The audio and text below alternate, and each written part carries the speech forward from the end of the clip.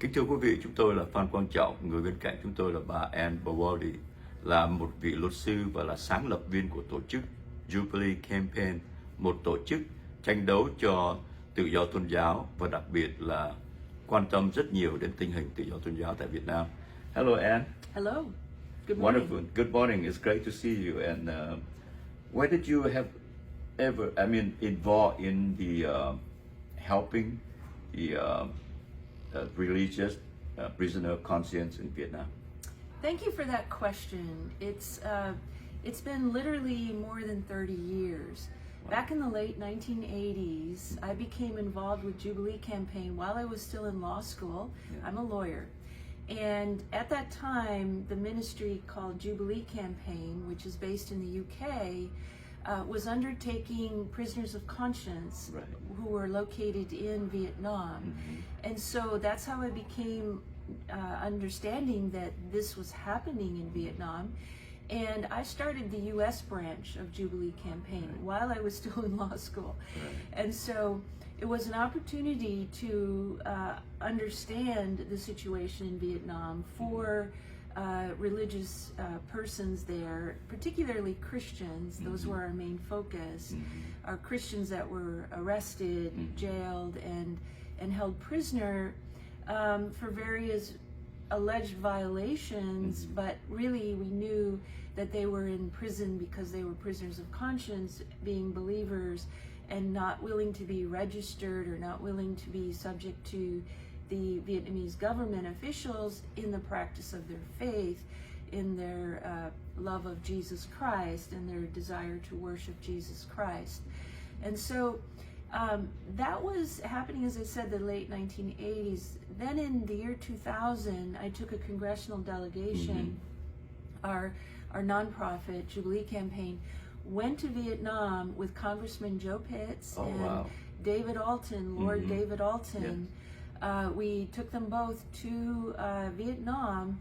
They had arranged meetings with government officials. We raised the situation for religious minorities. I actually attended a Catholic Mass. Oh, I'm not personally Catholic. is that I'm in Protestant. Hanoi or South It was Vietnam? in Hanoi. Oh, wow. It was in Hanoi. Yeah. I'm not Catholic, but I enjoy visiting. Mm-hmm. And Lord David Alton, who is Roman Catholic, he Yes. wanted to go there. We met with this courageous priest who Yes. was showing, and we were asking him, how could you be trained? How Right. would you Mm-hmm. describe your ability to have seminary? Right. And keeping that private, we were able to understand how difficult it is Mm-hmm. with seminary training. Essentially, they have to leave the country to obtain seminary training and so Mm-hmm. forth. So, but we had a great joy to meet this priest, which we met him afterwards at Right. length after the Mass. We spent some extra time with him. And we were just overjoyed to be able to do that, but just the understanding of the level of Right. persecution, Right. because here he was a priest and couldn't study Exactly. in Vietnam in Mm-hmm. a seminary. Mm-hmm. So that again helped awaken me as a Protestant to understand as well Mm-hmm. the situation for the registration of Yeah. Protestant churches. Right. The laws in Vietnam are so restrictive Right. that we couldn't actually properly register, Christian churches that were of the Protestant evangelical stream of Christianity. Exactly. And so that also were highly curtailed at the time that we were battling registration provisions in Mm-hmm. Vietnam, using the U.S. government Right. resources, like, Mhm. as I said, Congressman Joe Pitts, but also in the UK, David Alton, raising to Vietnamese officials, you're too restrictive on registrations, Right. you're too restrictive on training a priest, and so forth. So we're all, as the Christian, community, in the same unfortunate situation where we have such a challenge to have that happen. So dating, as I said, more than 30 years I've been involved, and those were some of the efforts that we made. And then over the years, we've done rallies here in DC for the Hmong and Montagnards. We know how seriously they've been persecuted. and their communities decimated, everything from accusing them, false accusations of their communities, and of course they can't pass their faith on to the next generation. It's just been a huge challenge. So over the years, we've continuously raised it. Now, Boat People SOS, BPSOS, is a wonderful organization. Exactly. We have worked so closely with BPSOS over the years. One of the things we've done with them is we have consultative status at the United Nations. Yes. So as a partner organization, BPSOS has actually prepared side events, other types of interventions. The UN permits organizations without consultative status to submit some of that material, but to have the highest level of access, they need consultative status. So we have been overjoyed over the years to partner with BPSOS at the UN Human Rights Council and other mechanisms within the UN. So we've had outstanding cooperation and partnership with BPSOS. The materials produced are phenomenal.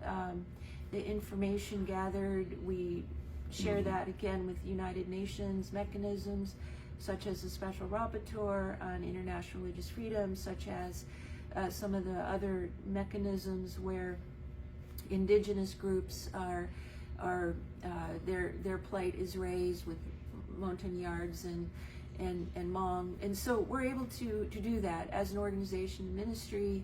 We have opportunities like that, and it's just been an overjoyed to work with BPSOS. Thank you for that. And recently you just talked about education in Vietnam. Yep. And you know the Catholic Church has involved in building numbers of schools in Vietnam. From elementary to high school to university. Which were confiscated. Exactly. It's all confiscated. So observing Vietnam for the last 30 years, you see any improvement at all? No.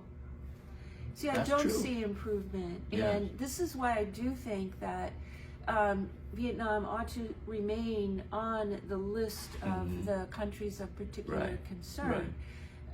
In my presentation yesterday during your sponsored event here, I wanted to be more clear that Vietnam is violating. This is why the U.S. Commission on International Religious Freedom, USERF, continues to recommend that Vietnam be placed on the country of particular concern list. There has been no improvement.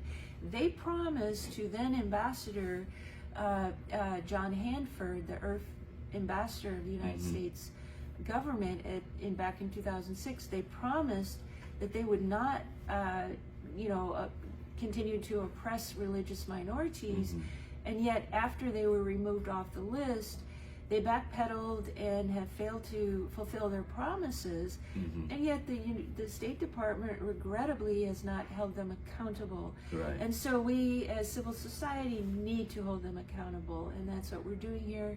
This week during this Earth Summit, we're holding them accountable, and we're grateful to be cooperating with groups here to do that. Besides that, it's leading to my next question is how Jubilee Campaign or Boat People SOS can push them further to make them accountable for their action. Excellent.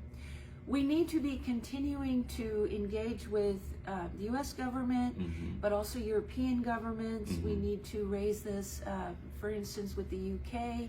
Once again, there would be vital opportunities to do that. The UK does have a Foreign Ministerial taking place the first week of July 4th, 5th, and 6th. That would be an opportunity, but also a longer term engagement. The UK, for instance, has a special envoy as well on religious freedom, as does the EU. And, putting and presenting reports, presenting information, continuing to do and undertake advocacy within the European Union context also does have impact. We know this from other countries, where if the U.S. Fizzles out in terms of impact, we then often are able to gather the same or similar impact from the EU, the European Union, or the UK in terms of engagement with governments.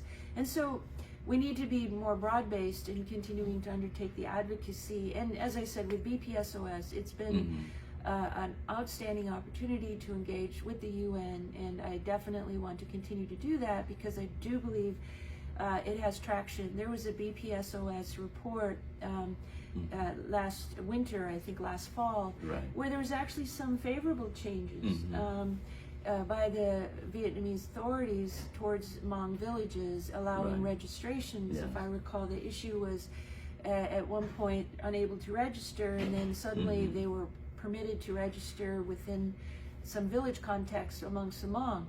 It wouldn't have happened without the UN Right. engagement, and that's where we have to keep engaging with the UN and other entities to ensure that continues. And BPSOS is vital because you're getting hands-on grassroots information that we can then partner together to take to appropriate authorities. Right, and the both people also have years and years of knowledge about the situation. Yeah. But the question I asked already yesterday, but I want to repeat it again for our people out there. I mean, like the action that recently happened in Nigeria, where Plankin pulled them out the CPC list, things like that will happen. The government, especially U.S. government, might choose between their own interest or the geopolitics with the decision of conscience, decision of faith. How do we deal with that? That's an excellent question, because if they continue to hold an opinion which harkens back to the Obama administration, you can, as long as it's quiet, silent worship, it's okay, but once you're expressing worship, even in the context of a church or meeting with others, then, governments have a right to restrain that. That is not true. That is in violation of international law. There's no such right to restrain the worship or to confine it just to four walls. You have the right to express your faith under international agreements on international religious freedom. People may not realize there's a charter that the UN has approved specific to international religious freedom. Right. I have that hanging in my wall. I face it every day. It's on a wall that I look at in my office, that charter on international religious freedom. It makes it clear you have the right to express your faith openly. Right. This is internationally recognized. The United Nations General Assembly passed that back, I believe, in 1984. Or 82, 83 or 84. So we need to be sure that countries abide by international law in permitting the free exercise of their religious faith and traditions. And so we need to continue to do that. We need to make sure that our State Department does not confine religious expression, as oftentimes they try to argue that, governments have the right to confine. No, they don't. Right. And we need to be sure our government upholds international law here in the United States. That's great. This is one last question. I know that we have a lot of people out there is really looking forward to the support from like Jubilee campaign, both people SOS or even U.S. government. So if they're watching out there, what can you tell them and to show our solidarity with the struggle? Excellent question. We do love our brothers and sisters of faith in the minority faith communities in Vietnam. As I said, I have traveled to Vietnam. I love Vietnamese people, the hospitality I experienced there. We want to continue to support our brothers and sisters of faith in Vietnam. And we will not rest until there is freedom of faith and expression, because without continuing to raise the profile and the situation, you'll feel alone. We don't want you to feel alone. We do hear your cries for freedom of religious expression, and we support that. We will continue to do that. I've been at this for 30 years. I can't retire for another 20 or 30 All more. right. So I'm in it for the long haul, and definitely will be supportive. And I do want to express my love and appreciation for all of you, and we just really appreciate having this opportunity to share with you today. All right. Thank you very much, Anne. And thưa quý vị, vừa rồi chúng tôi nói chuyện với bà luật sư và là giám đốc điều hành của tổ chức Jubilee Campaign là một tổ chức tranh đấu cho tự do tôn giáo trên toàn thế giới, và bà đã hứa rằng khi nào còn có áp bức kỳ thị tôn giáo tại Việt Nam thì bà vẫn còn tiếp tục hoạt động. Thank you. You're welcome. God bless you. God bless you.